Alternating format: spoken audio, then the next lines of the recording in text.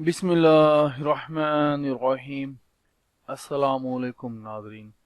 सब तारीफ़ें अल्लाह ताला की पाक ज़ात के लिए जो इस जहान की खालिक मालिक और परवरदिगार है, और लाखों करोड़ों अरबों खरबों दरूद और सलाम अल्लाह ताला के आखिरी नबी और रसूल हज़रत मोहम्मद मुस्तफ़ा अहमद मुजतबा सल्लल्लाहु ताला अलैहि वसल्लम पर और आप सल्लल्लाहु ताला अलैहि वसल्लम की आल पर। नाज़रीन, आज की इस वीडियो में हम लोग पाकिस्तानी आइली कवानीन और मर्द को जो कानूनी हकूक हासिल हैं उसके बारे में इस वीडियो में बात करेंगे। तो उससे पहले मैं आपको एक केस का वाकया सुनाना चाहता हूँ, तो उसको सुनने के लिए चलते हैं अगली स्लाइड पर। नाज़रीन, सबसे पहले तो जैसा कि मैंने कहा कि मैं आपको एक फैमिली केस का वाकया जो है वो सुनाना चाहता हूँ। वो कुछ इस तरह है कि लाहौर की फैमिली अदालत में एक केस का फैसला होना था। मियाँ बीवी आपस में कजन्स थे, यानी कि मामू और फुफो के बेटे थे, बेटा थे, और उनके 3 बच्चे भी थे, जिनमें 2 बेटियां थी और 1 बेटा था। जज साहब ने उन दोनों मियाँ बीवी को सुलह करने का तकरीबन 1 घंटे तक जो था वक्त दिया और उनके एक कमरे में अकेले बिठा दिया कि शायद कोई एक हार मान जाए और अपना घर बसाने पर राजी हो जाए।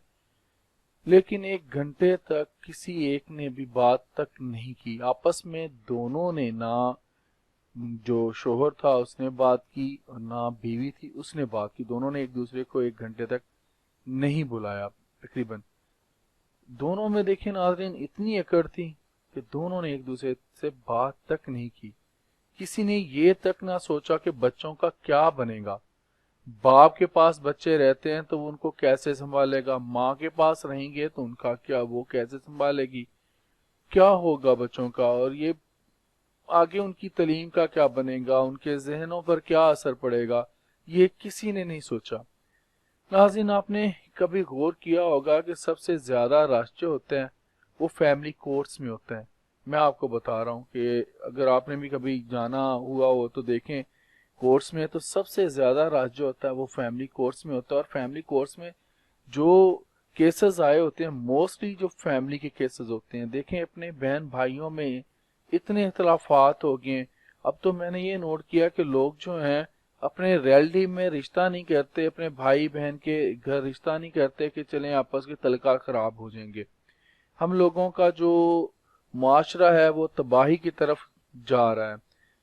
नाज़रीन, सबसे ज्यादा केसेस जो होते हैं फैमिली कोर्ट्स में वो इसी तरह के ही होते हैं, फैमिली के तलाक के, खुला के, ये केसेस वहां पर, और बच्चों की हवालगी के कस्टडी के केसेस वगैरह डिस्कस किए जा रहे होते हैं, ये चल रहे होते हैं।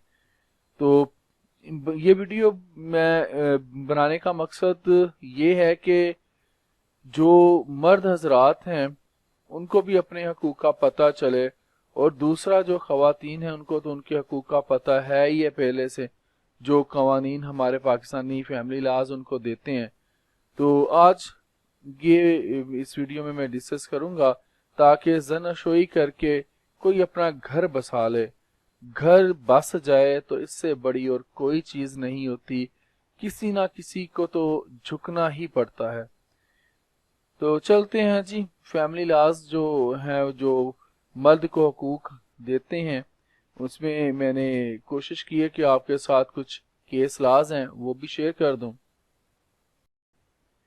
नाज़रीन, जहाँ हमारे आयली यानी कि फैमिली कवानीन बीवी को बहुत से हकूक देते हैं, बहुत से हकूक देते हैं, वहाँ मर्द शोहर को भी कुछ हकूक हासिल हैं। पहले नंबर पर है शोहर का ये हक हासिल है उसको कि वो बीवी उसके ताबेदार रहे और ज़नशोई जो है वो उसकी अदा करे, जिसको हम लोग जो ज़नशोई का दावा दायर किया जाता है, ये भी मैंने आपको अपनी लीगल ड्राफ्टिंग में आपको बताया हुआ है। दूसरे नंबर पर जो शोहर को हक हासिल है वो है, अगर शोहर अगर हक महर अदा करता है तो बीवी की भी जिम्मेदारी है कि उसके साथ जो है अज़दवाजी जिंदगी जो है वो एहसन तरीके से गुजारे। नाज़रीन, यहाँ पर मैं आपको बताता चलूं कि इस्लाम में बद इखलाक शोहर को और बद इखलाक बीवी को पसंद नहीं किया गया है। तो हमारे यहाँ पर हम अगर औरतों की बात करें تو ان کا بھی اخلاق اتنا اچھا نہیں ہوتا اپنے شوہر کے ساتھ، اور شوہروں کی بھی بات کریں تو ان کا بھی اخلاق جو ہے اپنی بیویوں کے ساتھ اتنا اچھا نہیں ہوتا۔ تو اسلام جو ہے اس چیز کو پسند نہیں کرتا کہ میاں بیوی کے درمیان جو ہے وہ جھگڑے ہوں اور ان کے آپس میں اختلافات ہوں، ان کا اخلاق جو ہے وہ اچھا نہ ہو۔ دوسرے نمبر پر ہمارا جو قانون ہے وہ کہتا ہے کہ اگر بیوی ناراض ہو کر میکے چلی جائے تو شوہر بیوی کے خلاف جو ہے زنا شوئی کا جو ہے وہ دعویٰ دائر کر سکتا ہے۔ چوتھے نمبر پر ہے اگر عدالت جو ہے مقدمہ شوہر کے حق میں کر دے اور بیوی حکم ماننے سے انکار کر دے تو عدالت جو ہے بیوی کی جائیداد قرق کر سکتی ہے اور اس کا خرچہ جو ہوتا ہے وہ بند کر سکتی ہے۔ پانچویں نمبر پر ہے اگر بیوی خود طلاق، جس کو ہم لوگ خلا کہتے ہیں، لے گی تو اسے شوہر کی طرف سے دیا ہوا حق مہر بھی جو ہے وہ واپس کرنا ہوگا۔ یہ ہمارے جو فیملی کے قوانین ہیں، لاز ہیں، فیملی لاز، وہ مرد کو یہ حق بھی دیتے ہیں۔